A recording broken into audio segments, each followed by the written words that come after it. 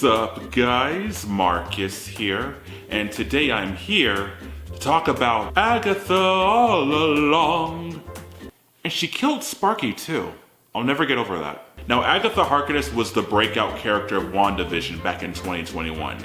And now she's back with her own show. This show feels like a throwback to those 90s occult TV shows and movies that were all the rage back in the day.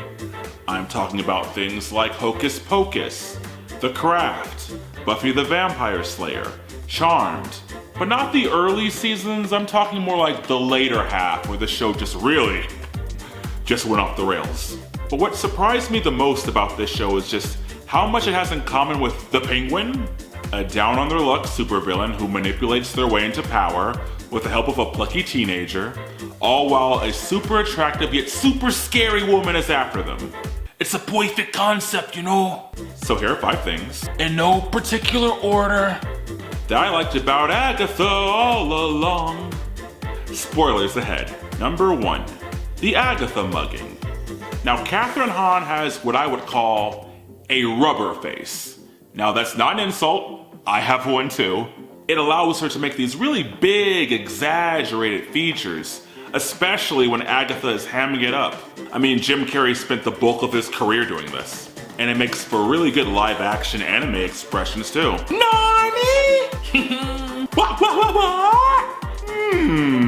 Oh, and if you're an actor, these are really good facial exercises, so I highly recommend. Number 2, Agatha and Rio's sexual tension.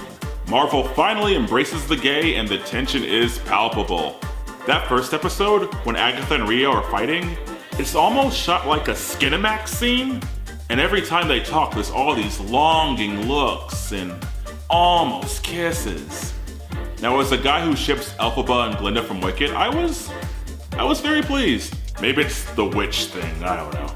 Number 3, plot twists. This show continues the WandaVision tradition of, what just happened? We have Teen actually being Billy Maximoff. We have Rio actually being Death. Billy being the one to manifest the Witch's Road. We have Lilia's Dr. Manhattan wibbly wobbly timey-wimey adventure. By the time the series was over, I was tired, man. Number 4, dealing with grief and loss. Now what makes this show a proper sequel to WandaVision is that it continues those themes of grief and loss. And if you recall, grief was a big theme of Marvel Phase 4. Lilia is grieving the loss of her coven, Alice is haunted by the death of her mother, Billy is missing his brother and actually created this whole story just to find him. Death is upset over the Agatha breakup, and Agatha is trying not to grieve losing her son Richie.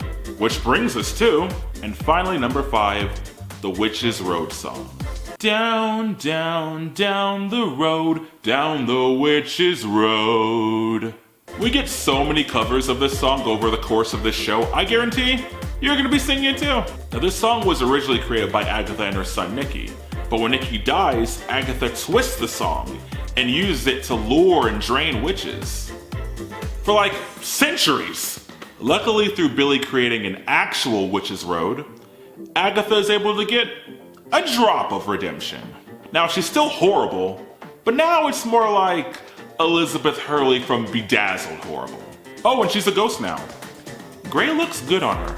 So what about you? What are 5 things that you liked about Agatha All Along? What are 5 things that you did not like about Agatha All Along? Let me know in the comments. So, till next time, stay frosty.